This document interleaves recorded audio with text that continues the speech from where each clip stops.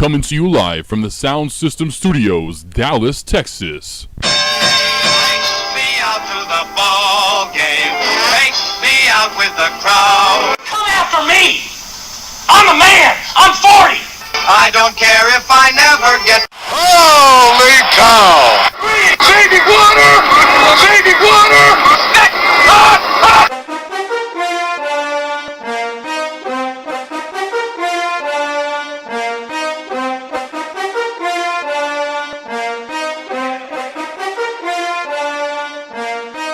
Another glorious weekend in sports. It is on deck. Josh Smith, I am your host. Thank you for listening. It is, yes, Valentine's Day, so all you lovers out there, get your pink on, get your purple on, go out, have a great night, get some flowers, some candy. Y'all have a great evening. I'm here to talk about sports, though, today, and it is always, as always, NBA All-Star Weekend on Valentine's Day. It just always happens. I love how they set it up. Just a couple weeks after the Super Bowl and the NFL and their Pro Bowl, so it's just kind of cool how one sport backs up another sport.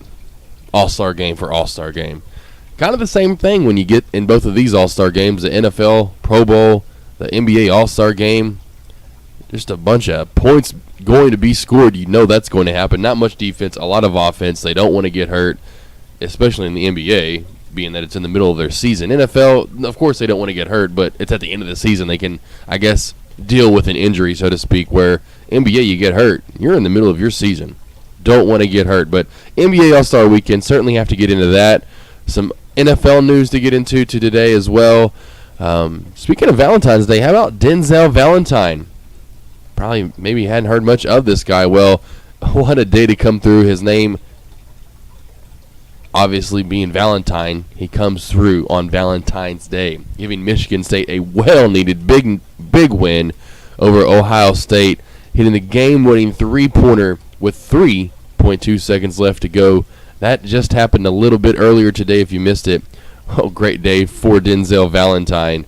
I'm sure he put a lot of smiles on a lot of Michigan State fans' faces and gave them all a very happy Valentine. So, Valentine's Day it is. Let's get to some topics. NBA All-Star Game. Let's get to it first. Of course, last night we had it's kind of a different format than what they've been doing. Kind of the same format, but kind of not. They decided to switch it up once again. They're calling it the Rising Stars Challenge, just because it's the world now versus the USA. A few years ago, it was rookies versus rookies, and they slowly changed it into, if you remember this, it was the rookies versus sophomores. They called it the rookies versus the sophomore game. And now, this year, they changed it into the world against the U.S. players. Rookies and sophomores still, yes. They're using the rookies, they're using the sophomores still, but now they're adding in this new theme, the world versus USA, which kind of every sport has kind of picked up on this and has their own form and version of this, golf, baseball, so on and so forth. Now we get a basketball form. Of course, obviously kind of seems that way when the Olympics come. It's the USA versus the world, but not so fast over the last couple, or I should say last decade. That's slowly changed thanks to the Dream Team likes bringing in people like all these players from Croatia, Montenegro. I mean, I'm reading off guys I had no idea that they were from different countries. I even forgot that Andrew Wiggins was from Canada. I'm seeing him play last night for the world team going, what's going on? He played at Kentucky. I know this guy's American. No, he's not. He was born in Canada. Totally forgot about that. Well, he was the star of your game last night. Shined big time. 22 big points from Andrew Wiggins. Rudy Gobert, he added 18 points and 12 rebounds. So, and three block shots on top of that, as the world team beat the U.S. team 121-112. 1 and 2 there, kind of the little nights for the 1 and 2s if you want to think of it that way. First year and second year players, rookies and sophomores, and then you get a 121 to 112 score on top of that. So kind of 1s and 2s were the theme of the night last night. Once again, it's kind of what you see even in the All-Star game. Not much defense, a lot of scoring, a lot of dunks, a lot of alley-oops, throwing the ball up, 3 points, shots thrown up from all over the court, and the two teams combined for 51 total turnovers.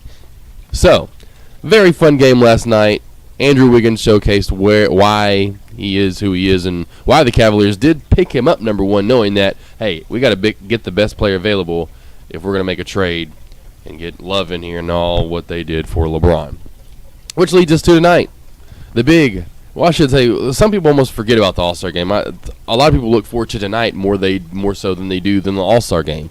The All-Star game just kind of like I was just speaking of it, just kind of a hoopla of multiple different words you could really, you could throw out there for the All-Star game. Is it I guess a place to showcase your talents and not the talents of team sports? Almost like and one type basketball. A lot of really fun passing, things you just really wouldn't or could not do in a real game. You're going to try it in the All-Star game. You're going to want to do things that the Globetrotters do. I mean, you're going to want to throw down, like I remember when Tracy McGrady did this in the middle of an All-Star game. He threw it off the backboard to himself in the middle of the action. You're going, what's going on here? Throws it off the backboard and slams it home when everyone's not paying attention. Stuff you would not do in a game. You thought about maybe doing, but you wouldn't do and did not do. Well, that's what they're going to do tonight. Or I should say tomorrow night.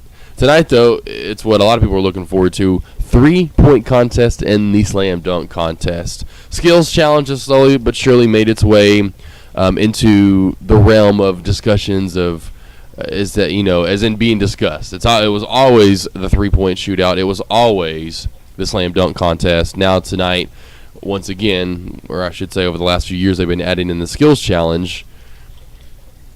But mostly everyone is still looking forward to the 3-point shootout and the slam dunk contest. But the slam dunk contest really has kind of fallen off the last couple of years. Everyone always talking about why aren't the stars in it. We want to see LeBron James face off against Blake Griffin, face off against Dwight Howard, face off against, you get my point. Well, they just never do that. It's almost switched over now to the 3-point contest has all the stars, and it has this year. And a lot of people saying the best 3-point shootout there ever was, or has been, I guess, so far, the best one holding the best names, the best 3-point shootout ever, whatever you want to call it. Here's your contestants for tonight's 3-point shootout. You got Kyrie Irving from the Cleveland Cavaliers, Stephon Curry from the Golden State Warriors, along with Klay Thompson from the Warriors, the Splash Brothers. Marco Bellinelli, J.J. Redick from the Clippers as well. Or I should say was just thinking of Blake Griffin. I was thinking of who I was just speaking of.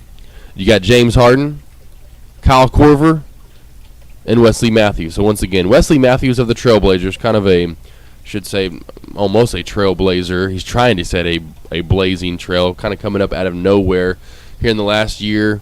Certainly shooting the ball a lot better from the 3-point line than years past. Kyle Korver, always a 3-point arsenalist from the Hawks. James Harden, he can do a multitude of things. One of them, shoot the long ball.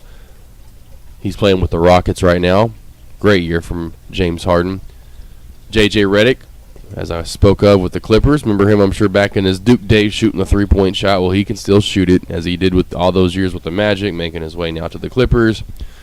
Marco Bellinelli of the Spurs.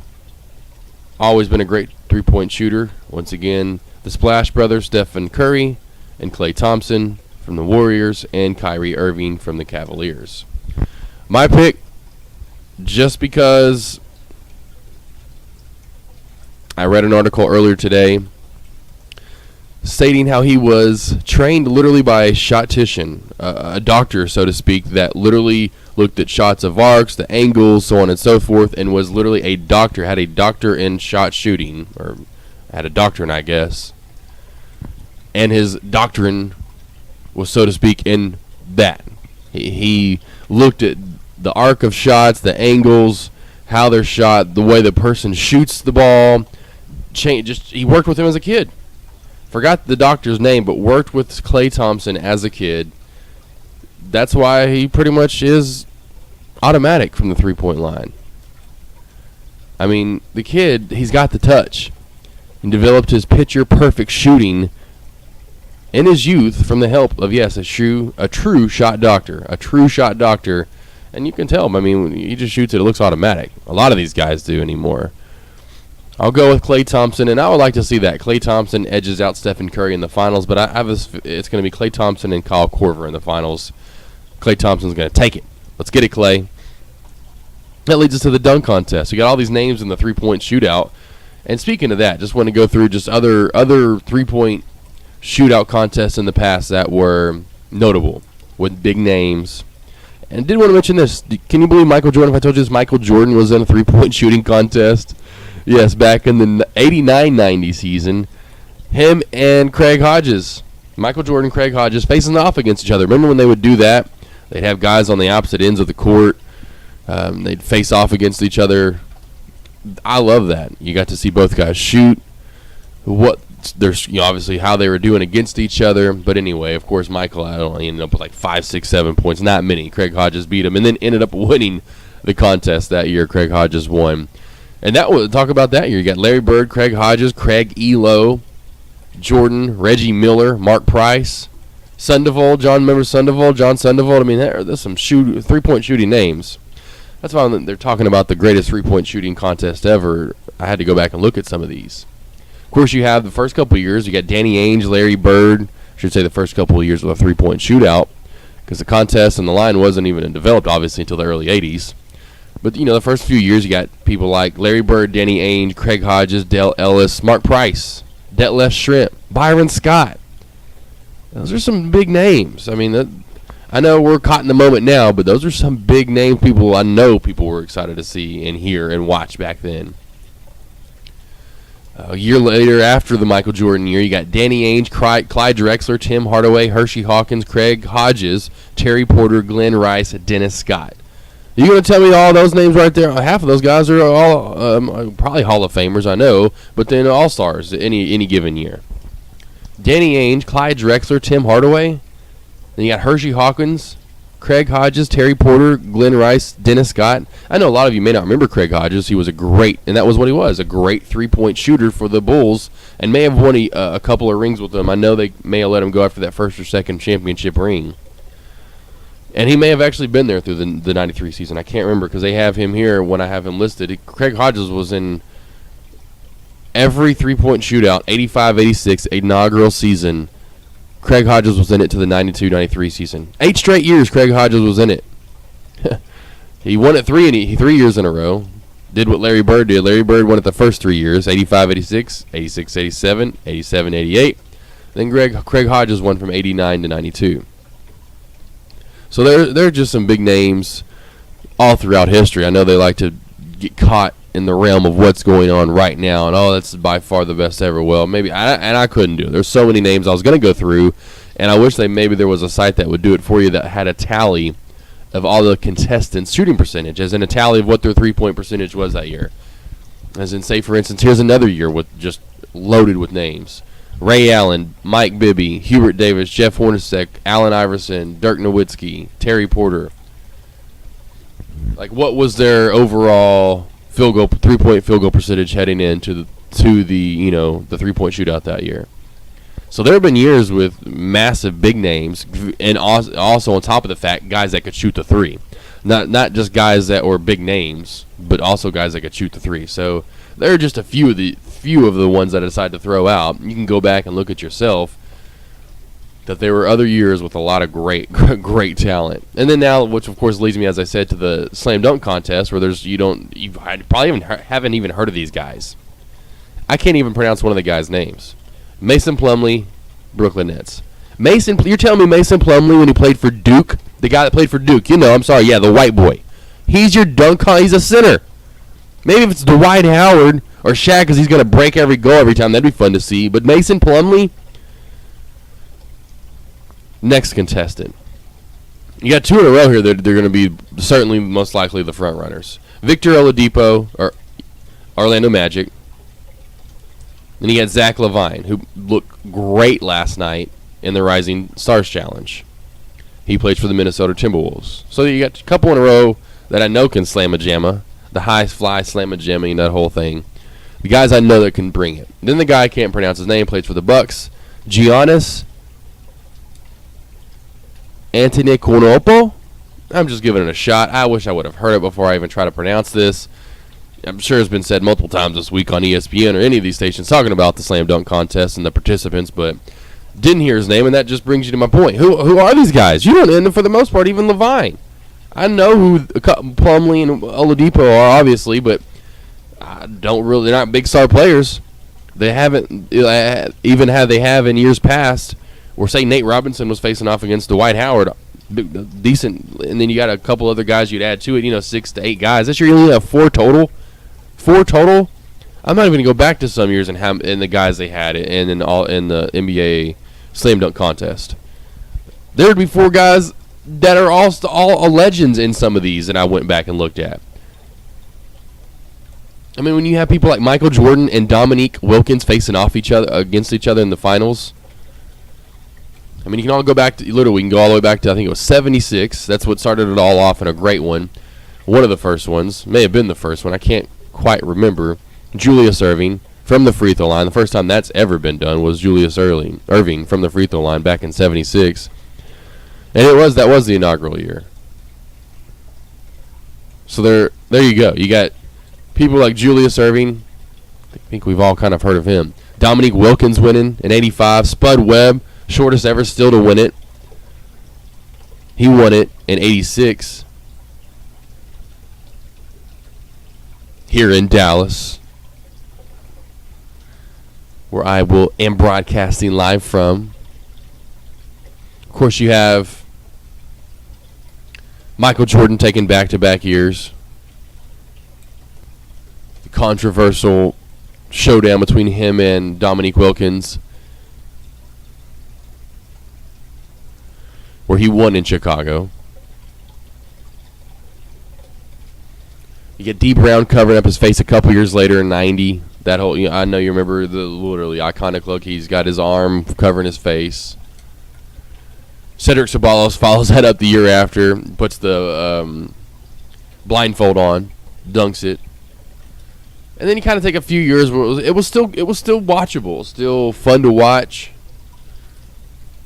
and then leads you to the by far the best culmination of dunks, however you want to word it, ever in an all-star dunk contest ever. And that would be Vince Carter in 2000 putting on an array of dunks, putting on a show that no one will ever forget. Vinsanity decided to take full front court and show everyone what he was made of. And my gosh, we knew he could dunk, but and then he dunks over the 7-foot guy in that same year in the 2000 Olympics. He put on a show of dunks, an arsenal of dunks in 2000. Jason Richardson, Jay Rich, he won back-to-back in the early 2000s. Looking real good. A lot of great, dunk contests still in the early, leading up into the 2000s, early 2000s, mid-2000s. You got Nate versus Dwight Howard every year. And then even, a couple years you got JaVale doing the double dunk on 2 different goals. That is just ridiculous wingspan to Blake Griffin dunking over a car. And it just slowly but surely has kind of dwindled, it seems like, in the last couple of years to where we're left with what we're left with. And we will decide what exactly we think of it and move forward from there, and how and what the NBA decides to do, maybe making others participate. I don't know where they'll go from here, because you can't really make a player enter a dunk contest, but it definitely needs some kind of sprucing up, so to speak. So we'll see what the NBA decides to do with the dunk contest. And I hate to even try to pick a winner, but I'm going to go with Victor Oladipo to win it over Levine, which I think Levine's got just the greatest chance to win tonight. So great night to watch. Yeah, most guys I'm sure will be watching it. I don't know if it's being Valentine's Day, but it's still a great Valentine's Day night for sports, all kinds of college basketball going on. You have NBA All-Star, the three-point shootout, the skills challenge, and the dunk contest tonight, which leads us up to tomorrow, the big game, the All-Star game itself. We'll run down your starters. John Wall. This is the Eastern starters. You got John Wall, Kyle Lowry, Carmelo Anthony, LeBron James, and Paul Gasol. And against the Western, I want to go ahead and just because I think that it'll be a great matchup. It's a Gasol versus Gasol brothers. Paul versus Mark. And on the Western starters, it's Stephen Curry, James Harden, Klay Thompson, LaMarcus Aldridge, which was just announced earlier, not too long ago, Steve Kerr, the coach of the West, went with starting LaMarcus Aldridge over bringing in Kevin Durant. So it'll be kind of a bigger lineup versus a smaller lineup. So on one side you'll have a little bit smaller team with John Wall, Kyle Lowry, Carmelo Anthony, LeBron James, and Paul Gasol, with I guess LeBron James playing the 4 position. Yes, 6'8", 6'9", playing. That's not that bad, playing a 4 position, but he'll be going up against most likely LaMarcus Aldridge or Marc Gasol. So you'll have a little bit bigger lineup on one side and a little bit smaller on the other. And that'll be an interesting matchup tonight. So we'll see how the Gasol brothers. I hope they face off against each other. I hope they decide to go one-on-one against each other. It'll be a great matchup to watch. Would have been certainly fun to see LaMarcus Aldridge, or I should say Kevin Durant, start instead of LaMarcus Aldridge, and I'm sure that's what a lot of people were hoping on, so that way he'd be matched up against LeBron James versus Kevin Durant. But so it is. It's going to be John Wall on one side taking on Stephen Curry, Kyle Lowry versus James Harden, Carmelo Anthony going up against Klay Thompson, and I could see that switching. James Harden and Klay Thompson switching the 2 and 3 spots. Because we'll see, because Carmelo Anthony's around 6'7", 6'8", and James Harden is a little bit taller than Klay Thompson, so we'll see how that works out. And then once again, LaMarcus Aldridge going up against LeBron James and the Gasol brothers, almost said Gasol bros, facing off against one another. Now the Eastern Conference All-Star reserves go like this.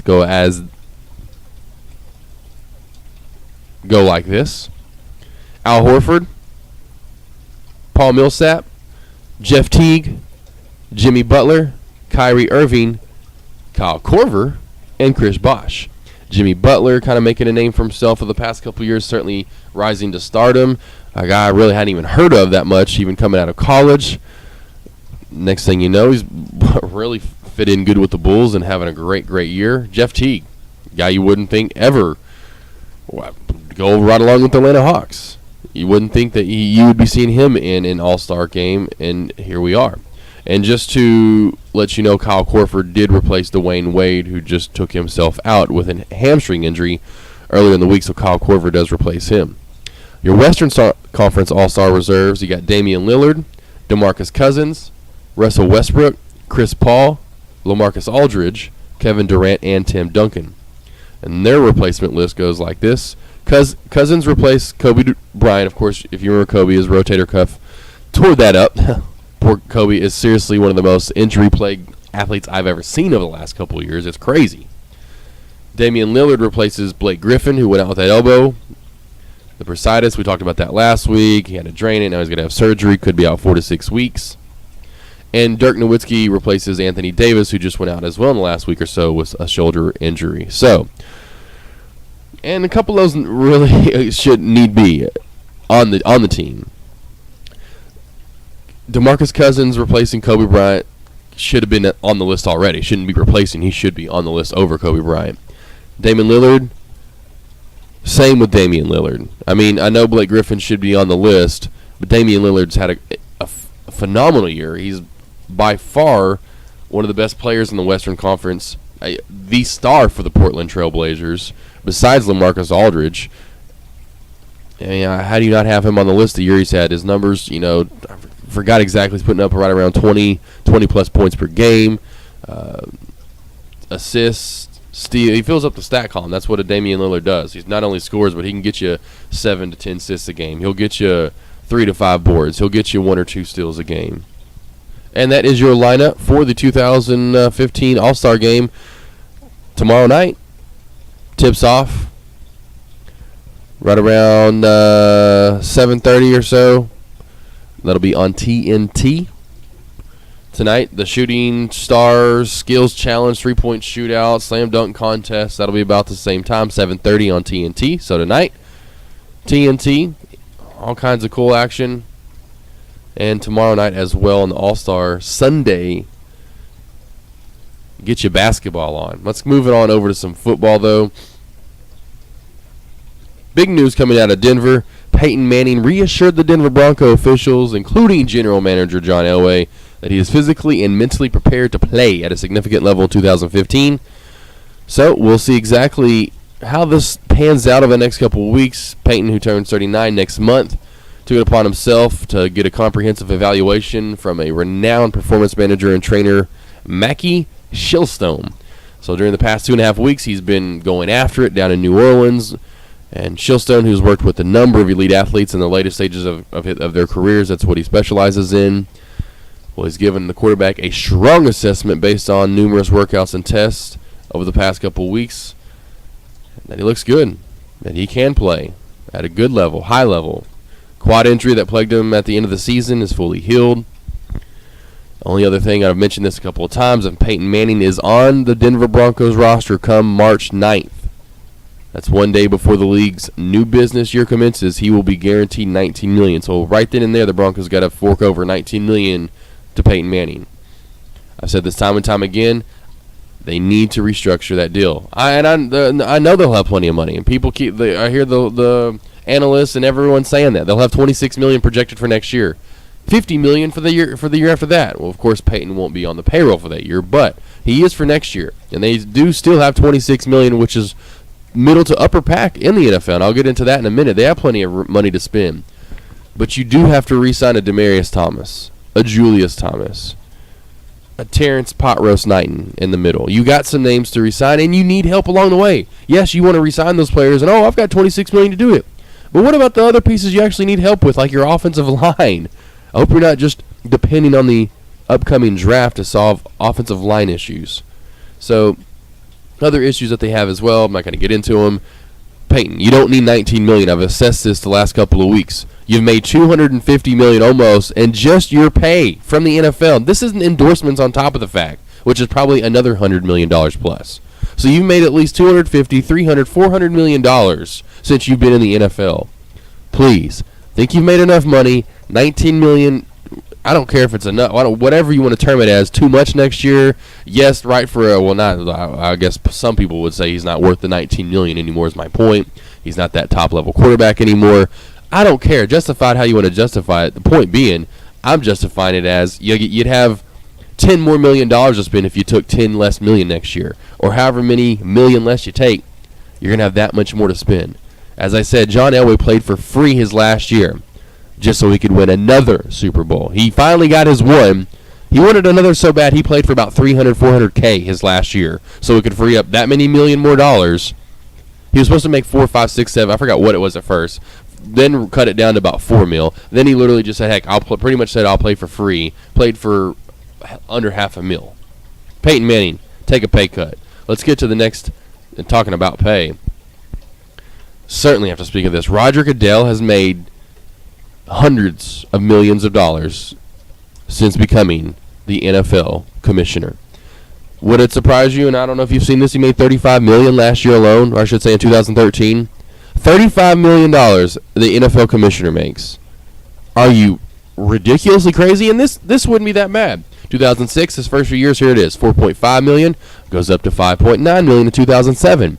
$9.8 million in 2008. You see the trend, how it keeps going up and up. But $4.5 million, okay, fine. The NFL grosses a ton of money. You make a ton of money.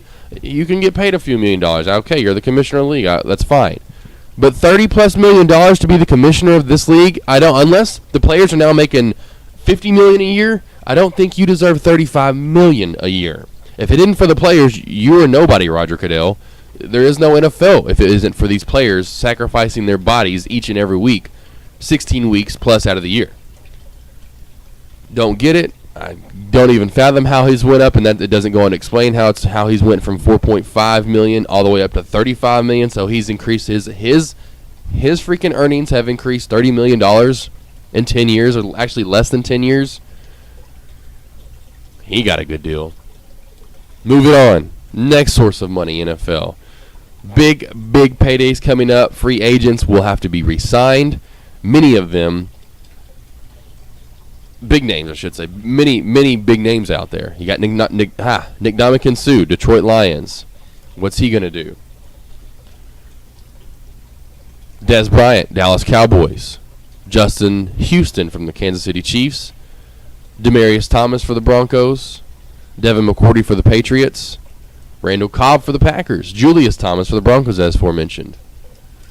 So you get the names that are out there. And these are the top. This is actually a list given out on ESPN. Their top 20 free agents in order. Number 8, Jason Pierre-Paul. So there's a lot of big names out there. A lot of big names to be had. Jeremy Maclin, Torrey Smith, Byron Maxwell, DeMarco Murray. Big names with a lot of teams with big money. Speaking of contracts and redoing and restructuring, that's why I can see why, and I knew why Tom Brady restructured his contract. It's because the Patriots have no money to spend over the next year.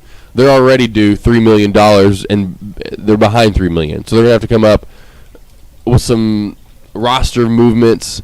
Cutting of players certainly will be coming soon for the Patriots. But they're $3 million in the negative heading into next year.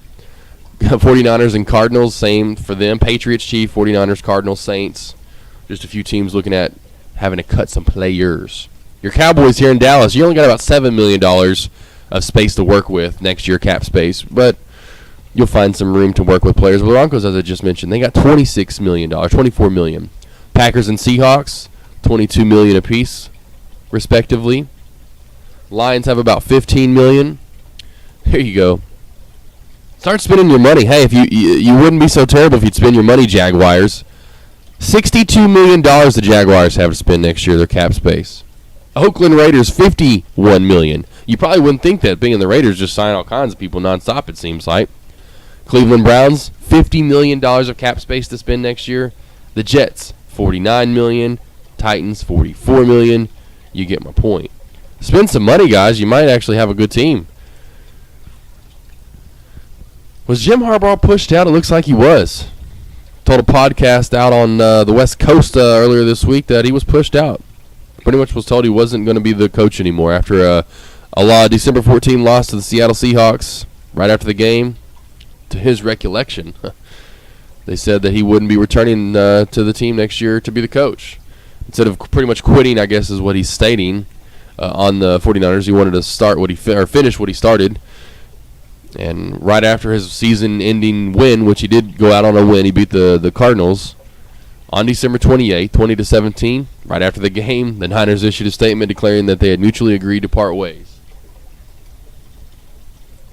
And he pretty much was told he wasn't going to be the coach anymore. And he said, if that's what you want to call mutual, I guess that's what you can call mutual. But it was mutual after that, he says. Because he understood that was what was best for the 49ers and himself. He said, okay, I wasn't going to make the 49ers look bad, or I wasn't going to make myself look bad, so he was going to finish it out. That's what he did. So, I don't know if this was much of a surprise for some, but to others, it could be a surprise that I guess for whatever reason you didn't see it coming, but I saw it coming. Most people saw it coming. They just were in turmoil. I don't know for how long. It seemed like the last year or two. But, I mean, let me tell you, listen to his record. Including the playoffs, Harbaugh was 49-22-1 in 4 seasons. 49-22-1 in 4 seasons. NFL, or I should say, NFC championship games, a couple of those sprinkled in there, 2 or 3 of those. You could just tell things were just not right there. Certainly some miscommunication along the way. Turmoil between the two teams, or I should say between the upper management and Harbaugh. I don't know if they didn't see eye to eye. Just kind of odd, though. You 49ers pretty much couldn't have been any better over the last few years, and you want to get rid of the coach that was the main reason they were there. Certainly odd, but leads us to another NFL coach that says maybe he'll never coach again. He's coached the Kansas Jayhawks for the last couple of years. Used to coach the Notre Dame Fighting Irish. May have heard of him. Charlie Weiss. Maybe you knew that's who I was referring to, but he's done. Says he'll probably, highly doubtful, he says, that he'll ever coach again. Of course, brought New England Patriots while he was there, brought them 3 Super Bowls.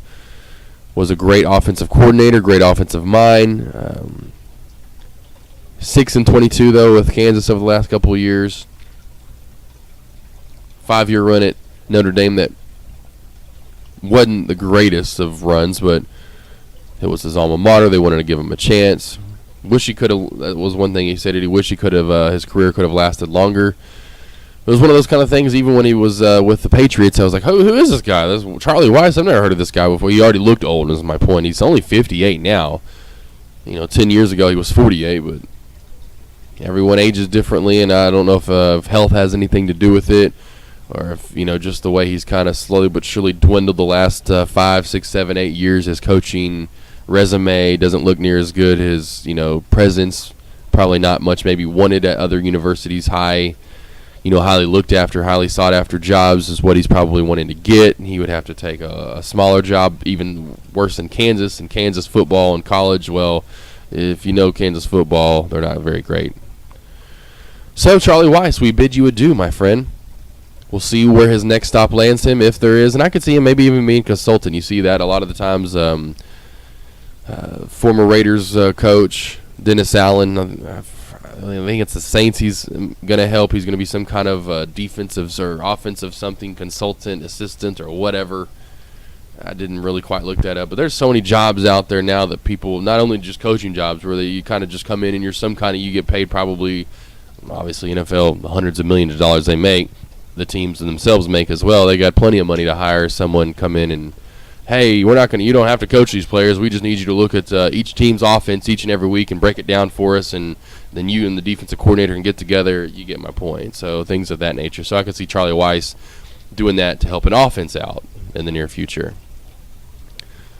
And I didn't know if any of you saw this. Matt Coburn, Louisville, or once was a Louisville commit. I didn't bring this up last week on National Signing Day. This slipped my mind. Meant to bring it up. Well, his name is Matt Coburn. He was South Carolina's, I think it was South Carolina Player of the Year, Mr. South Carolina.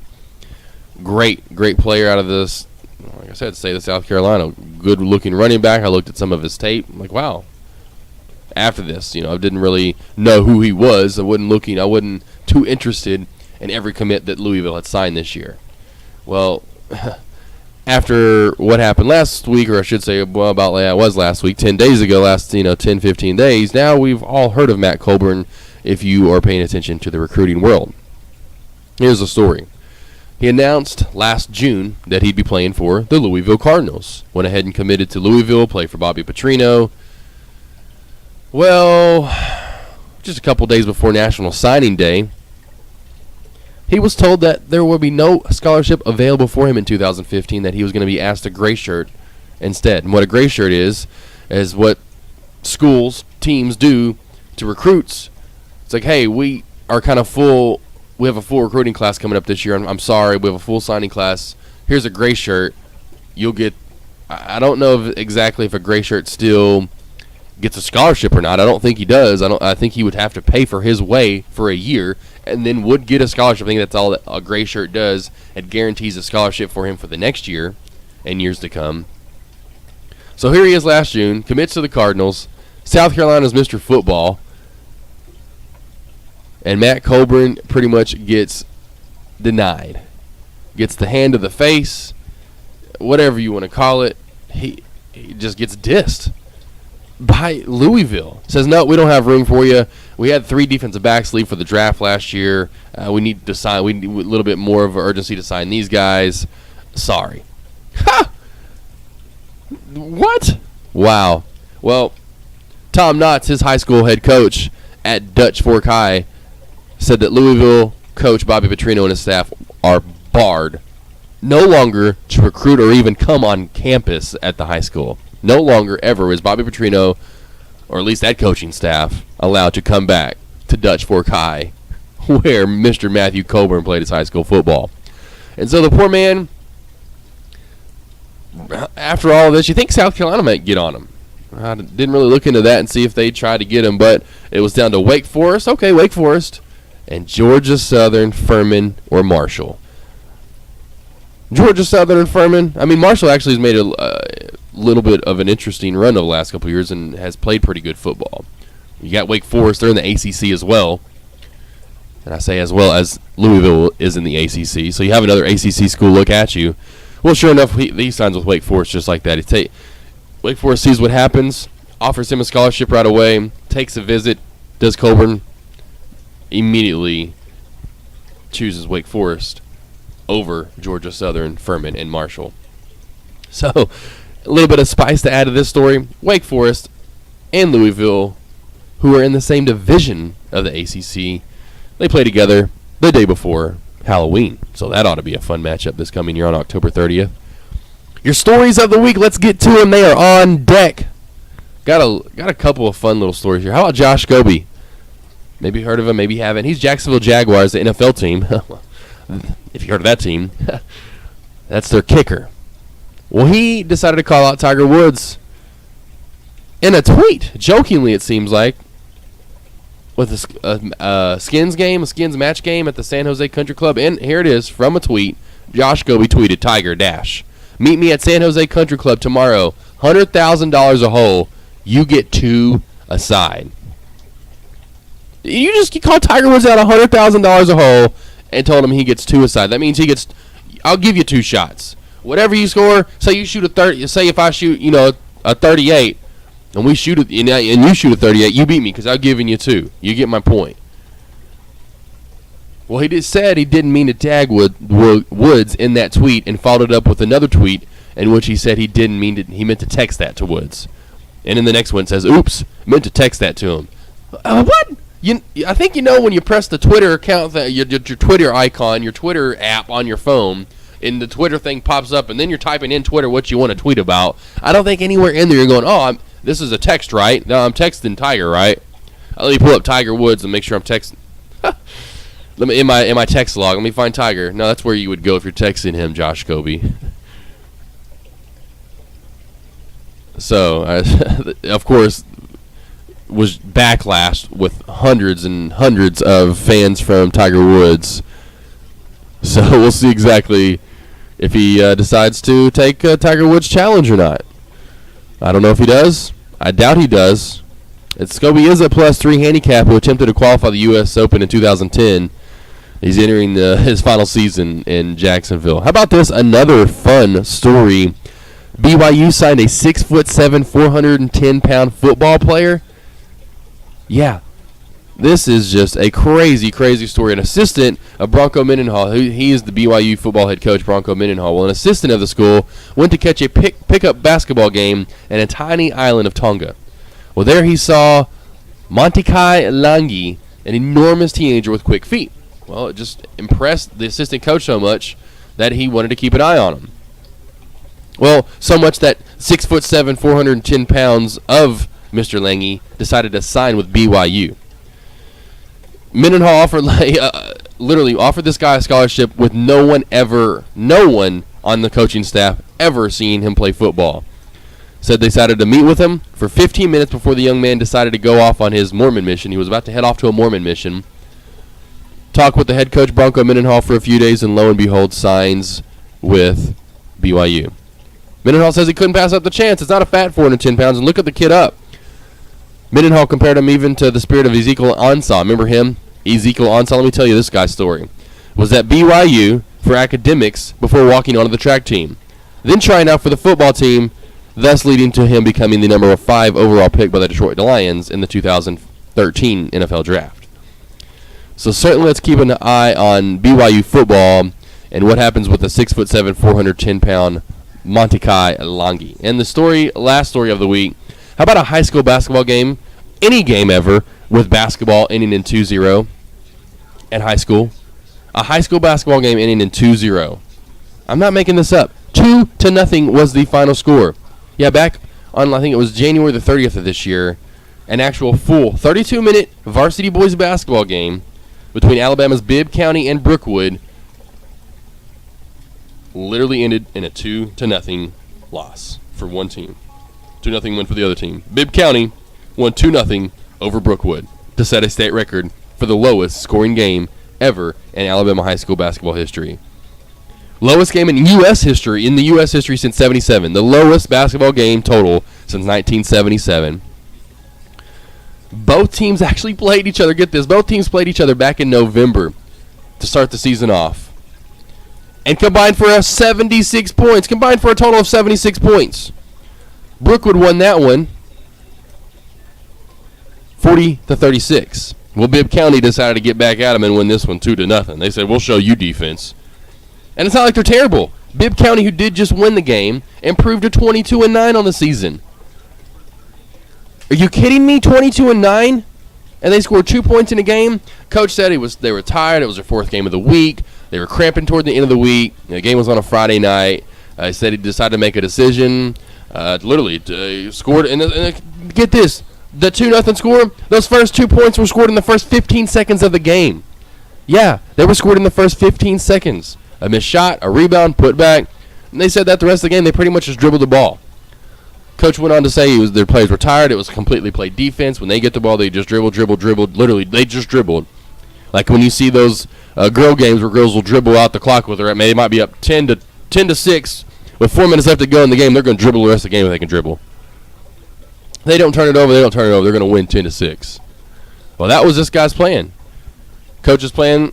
His name Thad Fitzpatrick. That was Thad Fitzpatrick's plan. Hey, we're up 2-0. Let's just run out the clock. Y'all are tired? Sounds good to me. There you have it. Your stories of the week. Really 2-0. A high school basketball game, 2-0 victory. Bibb County, Alabama over Brookwood.